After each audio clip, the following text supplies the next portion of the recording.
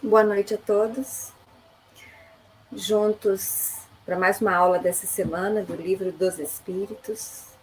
Nós que estamos estudando o capítulo 6 da segunda parte, no subtítulo As Relações no Além-Túmulo. Dando continuidade ontem, nós paramos na questão 279, nós vamos ver Kardec perguntando na questão 280. De que natureza são as relações entre os bons e os maus espíritos? Os bons se ocupam em combater as más inclinações dos outros, a fim de ajudá-los a subir. É uma missão. Então, nós estamos caminhando nessas questões desse subtítulo das relações no além-túmulo, vendo que, via de regra, há uma convivência entre espíritos bons e espíritos inferiores, principalmente porque grande parte da tarefa dos espíritos bons é justamente prestar auxílio, é socorrer os espíritos inferiores. Então, ontem nós tivemos a oportunidade de comentar que após o desencarne, o espírito naturalmente é atraído para o plano vibratório com o qual ele tem afinidade, com o qual ele sintoniza. É por isso que nós vamos encontrar planos trevosos, onde espíritos inferiores se reúnem, e planos siderais, onde espíritos bons se reúnem. Mas nós vimos também ontem que, não obstante esta atração, esta lei da sintonia que efetivamente acontece, os espíritos bons constantemente auxiliam os espíritos inferiores a melhorarem do seu padrão vibratório para que possam eles sair destes planos inferiores, reiniciando novas propostas reencarnatórias, evoluindo, melhorando, se aperfeiçoando, para que possam ir melhorando, inclusive, os planos espirituais, para onde novamente serão atraídos após a morte do corpo físico. Então, vamos dar continuidade ainda. Na questão 281, Kardec pergunta: por que os espíritos inferiores se comprazem em nos induzir ao mal? Quer dizer, por que eles se sentem satisfeitos? Respondem eles: pelo despeito que lhes causa o não terem merecido estar entre os bons. O desejo que neles predomina é o de impedirem quanto possam que os espíritos ainda inexperientes alcancem o supremo bem. Querem que os outros experimentem o que eles próprios experimentam. Isso não se dá também entre vós outros? Nós vamos ter uma série de características nos espíritos inferiores. O egoísmo é um deles. A inveja é outro deles.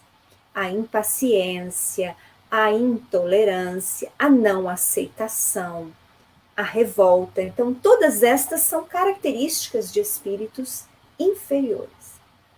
Eu já tive, não sei se nesse estudo nosso, a oportunidade de falar em algumas vezes aos grupos de estudo lá no Cefacis, que na verdade, por exemplo, a característica do egoísmo, ela não existe por si no espírito. O princípio inteligente, quando criado pelo Pai, soberano Criador, ele é criado com todas as potencialidades que ele irá desenvolver no decorrer dos milênios sem conta.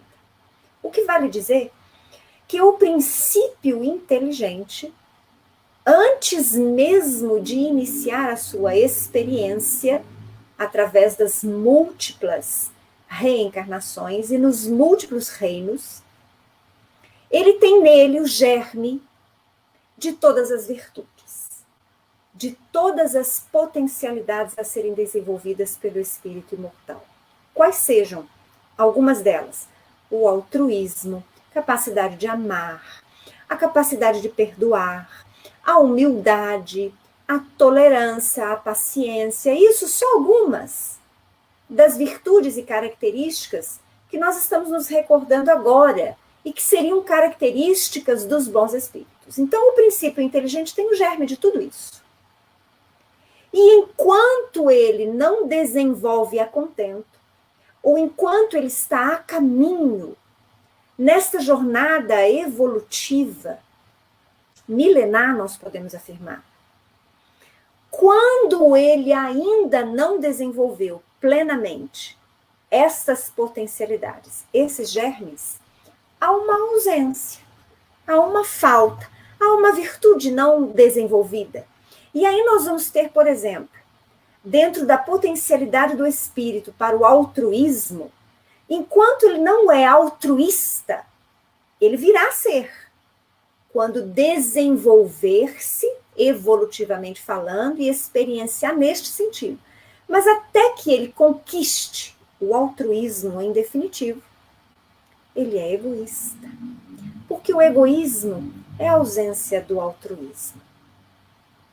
Quando o espírito ainda não conquistou a humildade, que ele virá a desenvolver na potencialidade permitida aos espíritos superiores, aos espíritos puros. Enquanto ele não tem esta humildade, enquanto ele está experienciando, ele está caminhando, estudando, vivendo, sofrendo, construindo e destruindo incessantemente nos milênios sem conta, enquanto ele não tem a plena humildade, ele oscila muitas vezes e apresenta ser orgulhoso. O orgulho não existe por si, ele é a ausência da humildade.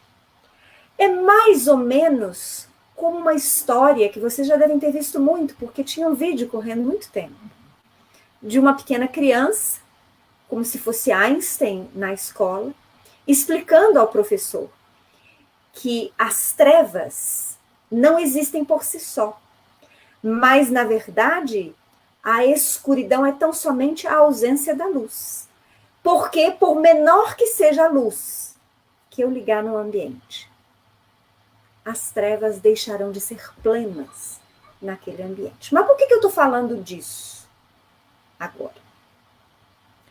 Justamente porque as características negativas dos espíritos inferiores são estas ausências. Isso não quer dizer que eles foram criados maus de antemão, porque Deus não seria Deus se criasse dos seus filhos aqueles que tivessem que errar milênios sem conta e tivessem que ser condenados ao inferno pela eternidade. Não, Deus é perfeito. Perfeita é a sua criação. Então, nossos irmãos, espíritos imperfeitos, estão hoje ainda pendentes de desenvolver muitas destas virtudes. Mas elas serão desenvolvidas.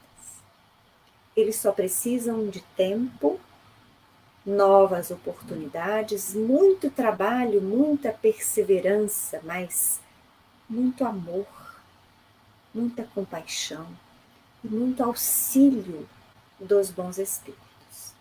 Então, estas características da inveja, da intolerância, do egoísmo, são características dos espíritos inferiores. Por quê? Porque lhes falta o desenvolvimento pleno das virtudes que os bons muitas vezes já desenvolveram ou já estão em desenvolvimento mais pleno, ao contrário deles.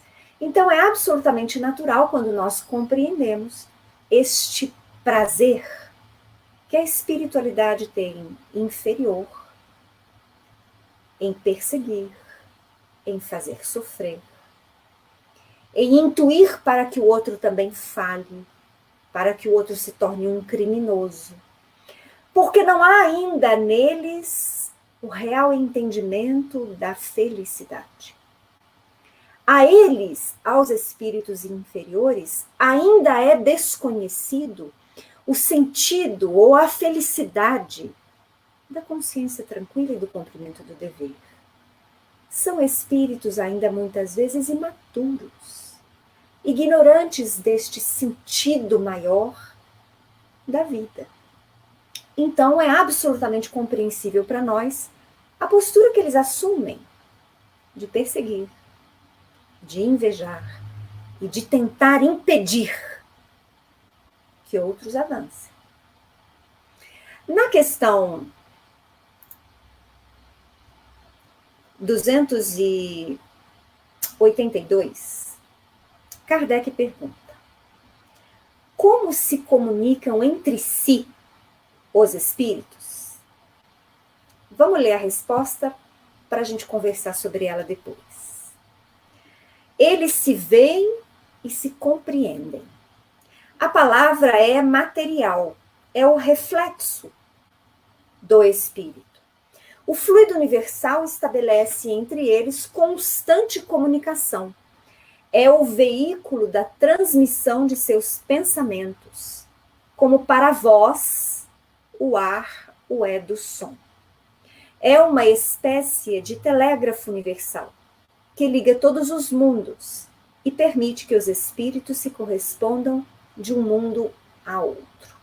Pois bem, diante desta resposta dos espíritos, vocês vão de me perguntar: então, a partir do momento em que eu desencarnar, eu não preciso mais abrir a minha boca? Eu só vou me comunicar com outros espíritos telepaticamente? E eu vou dizer para vocês que não. Não é assim. Mais uma vez, nós precisamos nos recordar do que eu tenho dito desde o início do estudo do Livro dos Espíritos. Eles trouxeram uma base genérica para que nós pudéssemos ter as primeiras noções da vida no plano espiritual e da vida do espírito imortal e das leis que regem tudo isso. Não era a intenção de Kardec, como eu já afirmei anteriormente, fechar todos os assuntos, dar todos os detalhes de absolutamente tudo e engessar o esclarecimento espírita. Ele mesmo afirmou que a doutrina seria progressiva, porque progressivos os conhecimentos do homem e do espírito. O fato é que nós encarnados evoluímos intelecto e moralmente. E os espíritos desencarnados também. Porque iguais em absoluto a nós, com exceção do veículo de que se utilizam. Lá mais sutil, perispírito, aqui mais pesado, corpo físico. Então nós, espíritos medianos, eu, desencarnado agora, tirando aqueles detalhes que nós já estudamos, que eu vou ter uma perturbação temporária, pode ser de pouco ou mais tempo, tirando o fato de que eu posso ou não reencontrar com familiares muito queridos de forma rápida, tomar contato muitas vezes de forma mais consciente daquilo que eu fali, daquilo que eu consegui conquistar, inclusive em relação às minhas recordações passadas, guardadas as proporções de todos estes detalhes que envolvem o movimento de desencarnação do espírito. O fato é que ao chegar do lado de lá, ao acordar, ao me deparar com o primeiro amigo, ou com o primeiro enfermeiro, ou com o primeiro socorrista, dependendo da onde eu esteja, para eu me comunicar com ele, eu vou ter que falar. Mas vai falar como se você perdeu o seu corpo físico? Eu perdi o corpo físico, mas eu permaneço com o meu perispírito, que é um corpo semimaterial. Lembrando mais uma vez que o perispírito se assemelha em quase absolutamente tudo ao corpo físico, que vale dizer que eu vou ter cabelo, vou ter olhos, sobrancelha, nariz, boca, dentes, língua, pulmão, braços, pés, órgãos sexuais, por que não dizer? Porque nós não somos espíritos de planos siderais, não. Nós somos espíritos que iremos habitar após o nosso desencarne, um umbral, talvez um umbral mais alto, talvez um plano um pouquinho melhor. Quem sabe? Nós saberemos. E o Pai já sabe.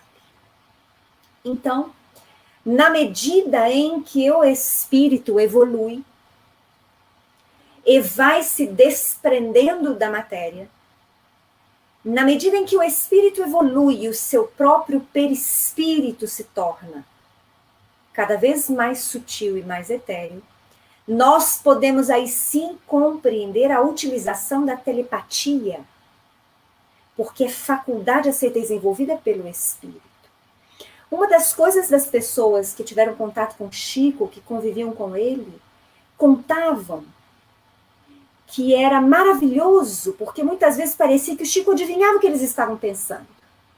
Às vezes a pessoa na fila, pela primeira vez, para cumprimentar o Chico, quando a pessoa chegava na frente dele, ele falava o nome, fulano. E falava dados da pessoa. Como você está, como vai a sua família, de onde você vê. Por quê? Porque Chico tinha essa faculdade desenvolvida.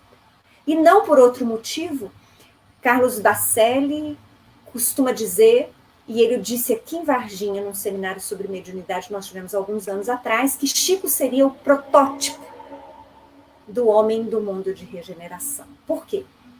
Porque era um homem reencarnado na matéria, como nós a conhecemos, e isso muito possivelmente vai mudar um pouco, mas não muito, no mundo de regeneração, mas com muitas faculdades sensitivas desenvolvidas, com amplo convívio entre o plano material e os planos dimensionais diversos, os planos espirituais. Então ele conseguia administrar essa convivência, manter um aprendizado e ensinamento nestes mundos vibracionais variados.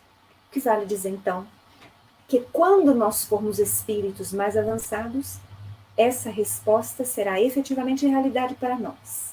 Mas, enquanto ainda não somos guardadas a proporcionalidade que temos que ter no entendimento e na interpretação do Livro dos Espíritos, colocando-os no nosso dia a dia, nós ainda iremos necessitar da palavra falada, da palavra escrita, após o nosso desencarne, pelo menos para o próximo.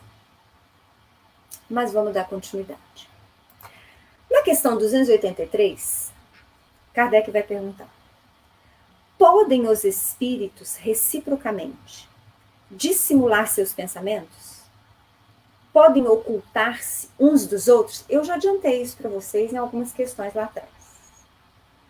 Se não me engano, no tópico anterior. Mas vamos lá a resposta. Depois a gente volta a comentar de novo. Não. Para os espíritos, tudo é patente, sobretudo para os perfeitos. Podem afastar-se uns dos outros, mas sempre se veem.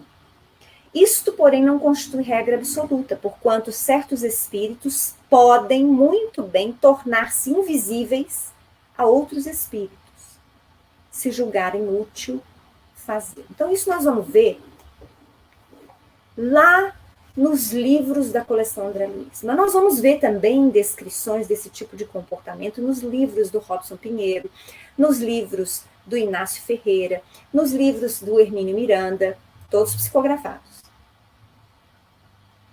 Porque o espírito superior, ele detém maiores qualificações, vamos colocar assim. Na verdade, ele já desenvolveu mais as suas potencialidades sensitivas, o seu poder mental, e com ele, o controle do seu perispírito e do seu campo eletromagnético vibracional. O que vale dizer? Que um espírito superior, ao descer em zonas trevosas, se for necessário, ele pode tornar-se invisível. Ou seja, ele poderá transitar pelas zonas inferiores sem ser visto e notado pelos espíritos inferiores.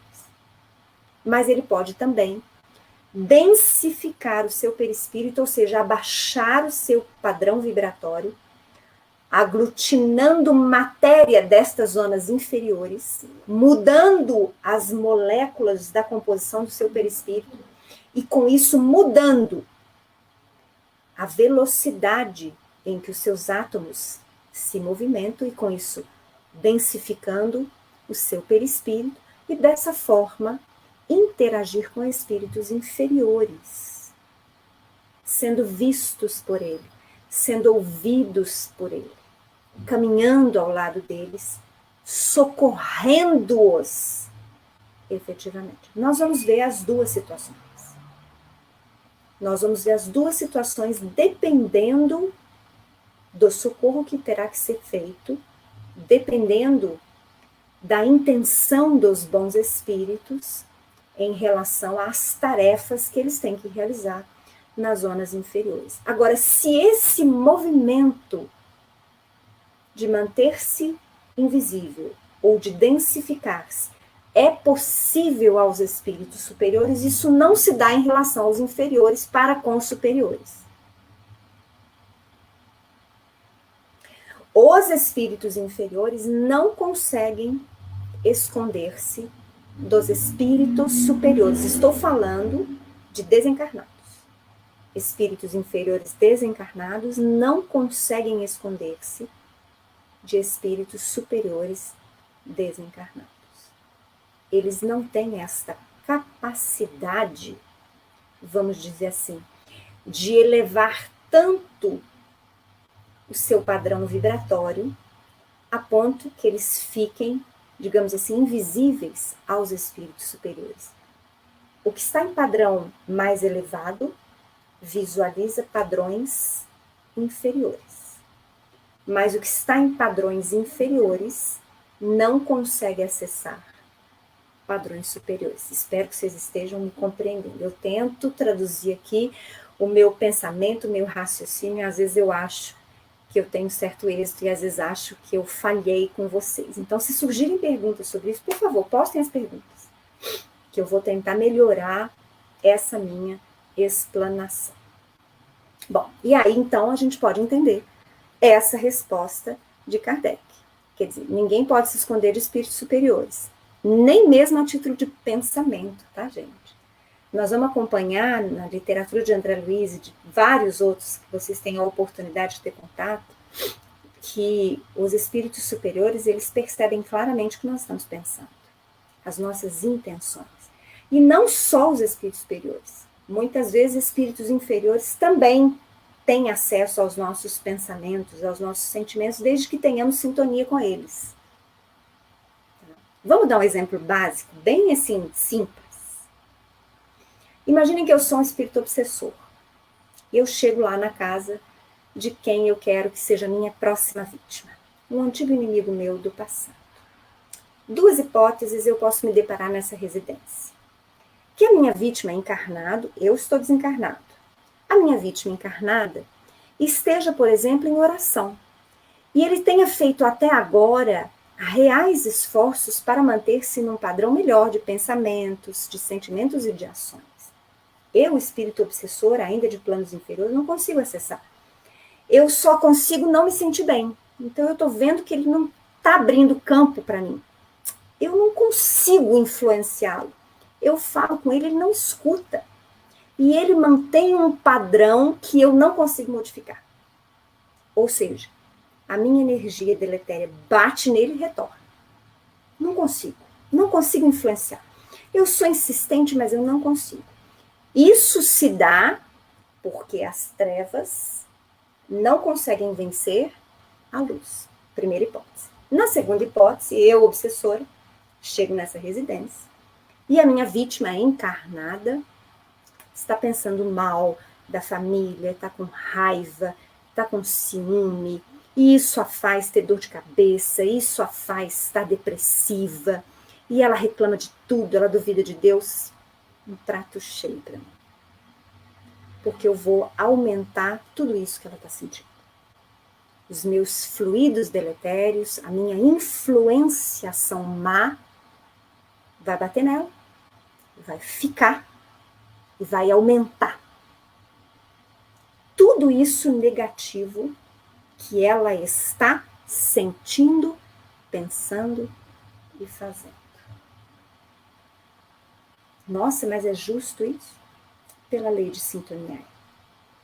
A pessoa encarnada, que seria a vítima, se ela não quiser receber essa influenciação, basta que ela mude o seu padrão de emoções, de sentimentos e de ações. Porque aí ela muda o padrão vibratório. as trevas não conseguem acessar mais. Entenderam? Vamos dar continuidade. Na questão 284, Kardec vai perguntar: como podem os espíritos, não tendo corpo, comprovar suas individualidades e distinguir-se dos outros seres espirituais que os rodeiam? Comprovam suas individualidades pelo perispírito, que os torna distinguíveis uns dos outros, como faz o corpo entre os homens. Eu acabei de falar 2 questões para trás. Que o perispírito se assemelha muito ao corpo físico, principalmente em relação a nós, espíritos medianos. Nós, espíritos medianos, vamos acordar mais ou menos e nos deparar exatamente da forma que partimos. Ai, mas e se eu partir com 110 anos? Eu vou ficar pela eternidade com a aparência do meu corpo físico de 110 anos? Não. Para espíritos, vamos colocar assim, melhor intencionados. Para espíritos medianos para melhor, vamos colocar assim, que tiveram algum êxito nas suas tarefas na última reencarnação. Ao chegarem na espiritualidade, se mantiverem esse equilíbrio, essa harmonia, essa boa vontade, essa real intenção de evoluir, de fazer o bem, eles começarão a remoçar. E irão remoçar até uma idade em que eles se sintam plenos e bens. Então, por isso que nós vamos ver espíritos superiores, mentores, benfeitores, relatos nos livros deles, aparentando ter 50 anos, 60 anos, 50, 40, mas sempre com uma postura jovem, de energia, ativa, de saúde, de harmonia íntima, de bondade, de doçura, de conhecimento. Nós podemos ver isso. Agora, nós podemos, por outra parte, desencarnarmos aos 30. Mas dependendo das escolhas que fizemos na última reencarnação, se formos espíritos altamente endividados com vício, com a crueldade, com a criminalidade, com um constante transtorno espiritual provocado pela culpa, muitas vezes nós vamos ver relatos de espíritos que desencarnam diante desta realidade espiritual e que vão reencontrar, que vão se deparar, na verdade, com o seu perispírito do lado de lá, deformado, com lesões profundas, geralmente relacionadas à área em que ele mais errou. Por exemplo, nós temos relatos em livros de desencarnes de estupradores, de pedófilos, que ao se encontrarem no plano espiritual após a morte do corpo físico, se deparam em si próprios com lesões dificílimas e sofríveis nos aparelhos genésicos. Aí vocês vão me falar, mas aí os socorristas podem socorrer estes espíritos? Sim, na medida em que eles entram em novos padrões vibratórios, solicitando o auxílio de Deus, em que há uma mudança efetiva nos seus pensamentos e nas suas emoções, há um arrependimento efetivo do espírito e uma postura humilde perante Deus, eles são socorridos. Mas, via de regra, o relato que nós temos é que estes espíritos podem ser aliviados na espiritualidade, mas necessariamente deverão retornar ao plano físico em novas reencarnações. Muitas vezes difíceis, com doenças hereditárias ou malfunções naqueles órgãos que eles lesaram espiritualmente, para que aos poucos, através das experiências reencarnatórias difíceis, eles possam reconstruir o seu perispírito para merecerem futuramente um novo corpo material saudável novamente. Então, olhem a gravidade destas questões relacionadas ao perispírito. Não é tão simples. Não é tão simples. Bom, e aqui a gente vai encerrar hoje, senão eu vou falando mais meia hora, né? Eu tenho que ficar olhando no reloginho, senão eu me perco às vezes. Hoje é uma quinta-feira. Eu desejo a vocês um bom final de quinta-feira. Aguardo vocês na próxima terça, 7 horas. Agradeço a presença da Denise, do Carlos, da José, do Anderson, do Adriano, da Cristina e de todos os outros que nos acompanham em outros horários. Espero que vocês estejam gostando. E falo novamente, se tiverem dúvidas, postem nos comentários as dúvidas, porque eu não pretendo aqui elucidar todas as questões de vocês. Eu já brinquei e falo que eu gostaria aqui de deixá-los cada vez mais curiosos, para que sejam buscadores, como eu acho que todo espírita deve ser. Uma boa noite e até terça-feira que vem.